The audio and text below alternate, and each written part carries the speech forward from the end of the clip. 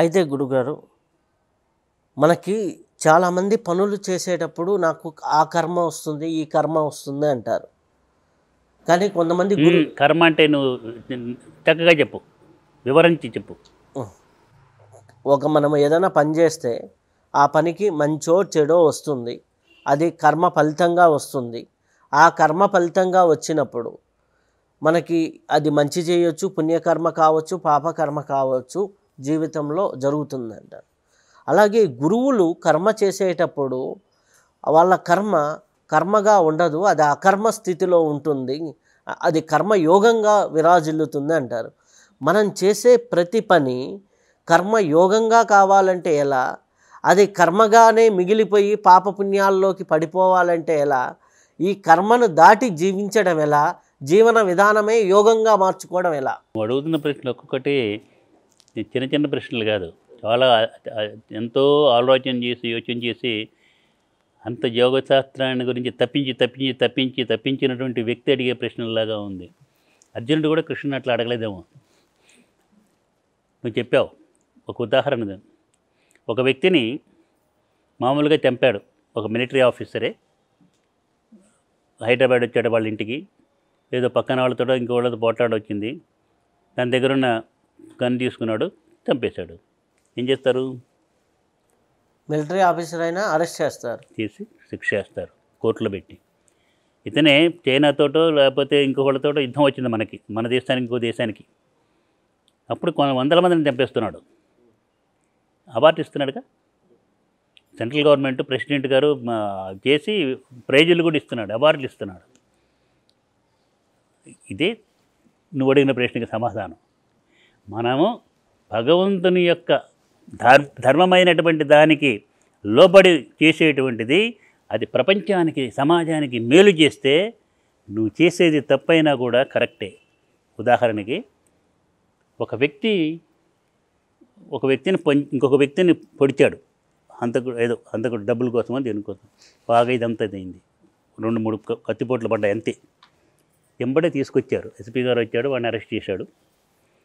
Doctor దగ్గర తీసుకొచ్చాడు. Surgeon ఏం చేశాడంటే ఎంబడేలో లోపలికి వెళ్ళి పడుకోబెట్టి కోస్తున్నాడు. వాళ్ళ మనవడు ఉండి, ఎస్పీ గారు ఇందాక మా తాతని పొడిచినటువంటి ఆయన అరెస్ట్ చేశారు కదా, ఆయన చూడండి, ఆయన ఎవరు, ఎన్ని పొడుస్తున్నాడో, మొత్తం ఇచ్చేస్తున్నాడు, అరెస్ట్ చేయండి అంటే ఎస్పీ గారు నవ్వుతాడు కానీ చేస్తాడా? ఇతను చేస్తుంది హింసే. ఎవరు? హంతకుడు.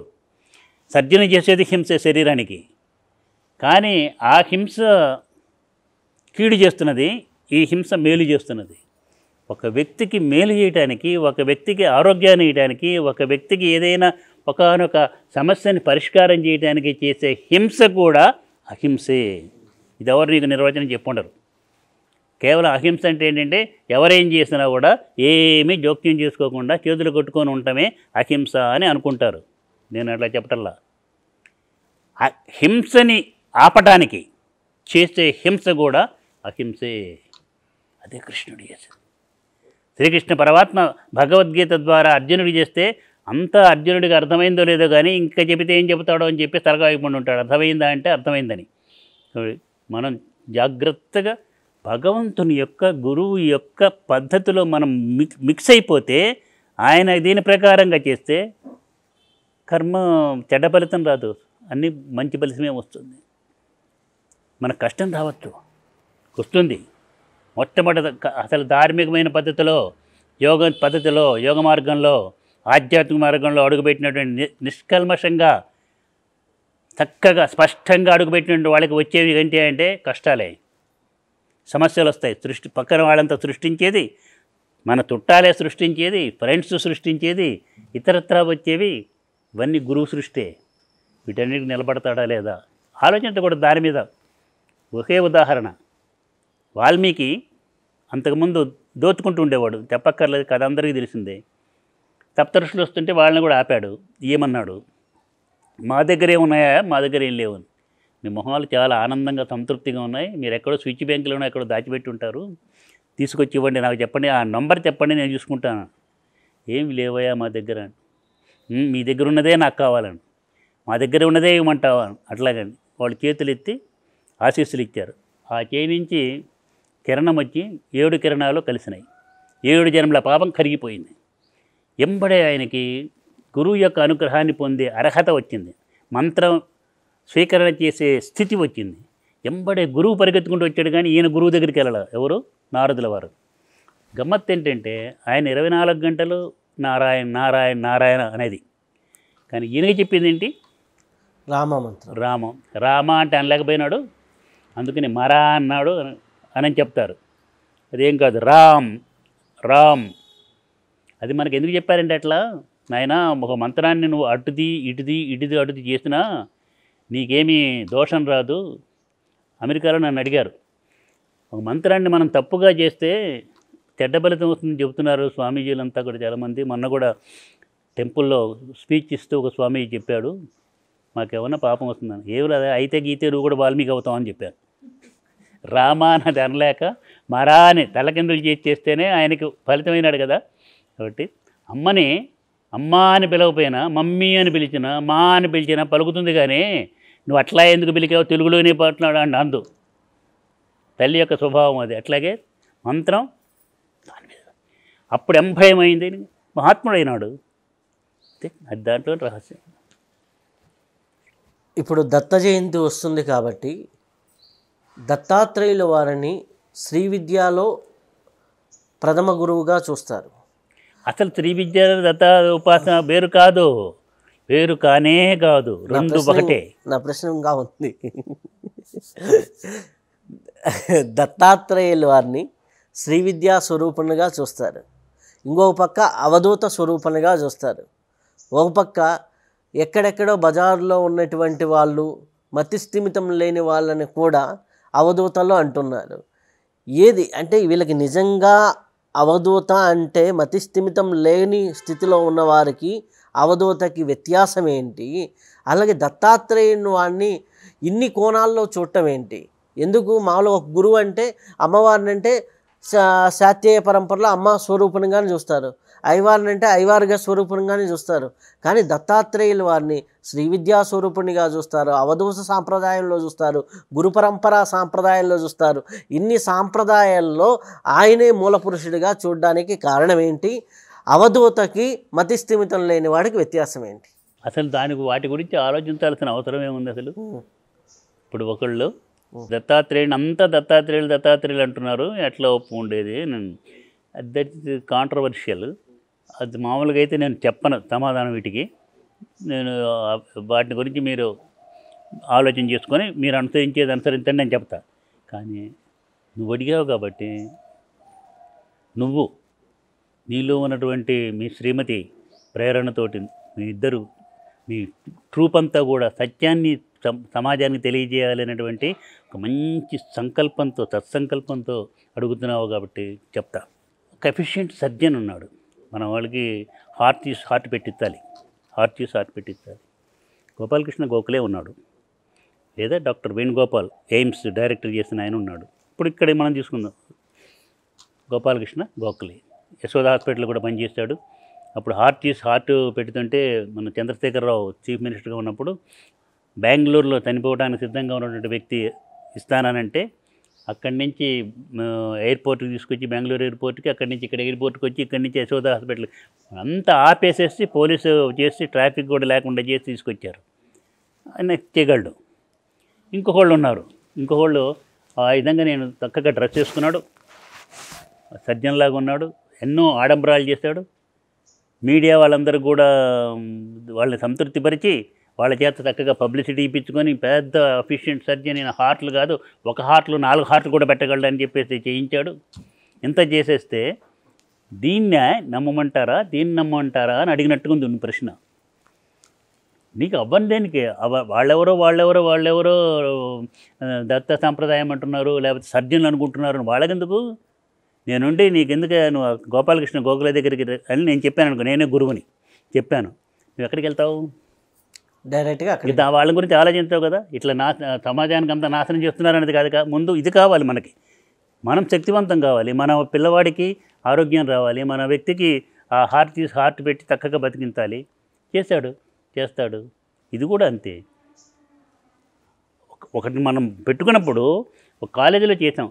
ఇంకో చిన్న ఉదాహరణ నీకు అర్థం కావడానికి. నువ్వు డాక్టర్ కావాలనుకున్నావు, ఒక కాలేజీలో చేరావు.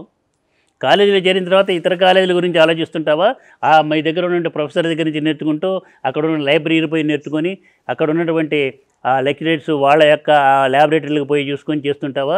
ఇంకా ప్రపంచంలో ఎక్కడెక్కడ యూనివర్సిటీలో ఏముందో అవితో ఆలోచిస్తావా? ఇది అయిన తర్వాత, ఇక్కడ ఎఫిషియన్సీ వచ్చిన తర్వాత కావాలంటే నువ్వు అమెరికా వెళ్తావు, రష్యా వెళ్తావు, చైనా వెళ్తావు, లేకపోతే గ్రేట్ బ్రిటన్ వెళ్తావు, ఇంకా నేర్చుకుంటావు. ఇది కూడా అంతే. ఒక్కటే గురువు. గురువే తల్లి, గురువే తండ్రి, గురువే దైవం తెలియుమురా.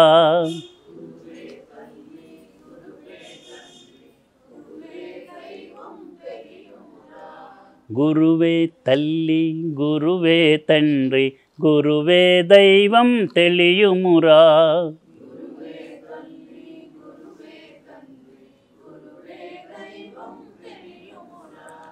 గురువే తల్లి, గురువే తండ్రి, గురువే దైవం తెలియుమురా.